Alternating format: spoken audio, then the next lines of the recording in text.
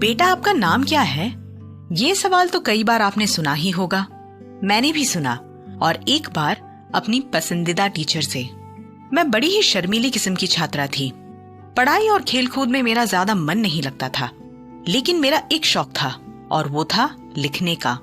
हर साल की तरह गर्मियों की छुट्टियों के बाद जब हम स्कूल वापस आए तो पता चला कि हमारी कक्षा के लिए एक नई टीचर को नियुक्त किया गया है।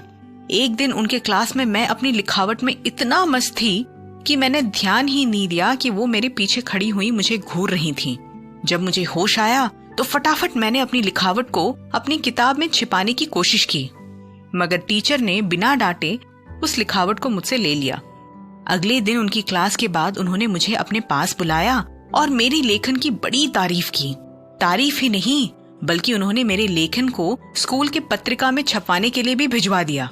उस दिन से उन्होंने मुझे अपने प्रतिभाओं को प्रदर्शित करने के लिए प्रेरित करना शुरू किया। अपनी टीचर की इसी प्रोत्साहन के कारण मैंने अपने तौर तरीके बदले और अगले कुछ सालों में खूब मेहनत की। समय बीता गया और स्कूल का आखिरी दिन आया। हमारे क्लास के लिए फेयरवेल पार्टी का आयोजन किया गया। पार्टी के दौरान टीचर ने अपने भाषण में मेरी उसी पहली लिखावट को पढ़ा जिसे पहले पहले मैंने उनकी क्लास में लिखा। उसके लेखक अर्थात मेरा परिचय दिया और मेरी खूब तारीफ की। सचमुच अगर आज मैं एक काबिल इंसान हूँ तो उसमें मेरी टीचर का बहुत बड़ा योगदान है।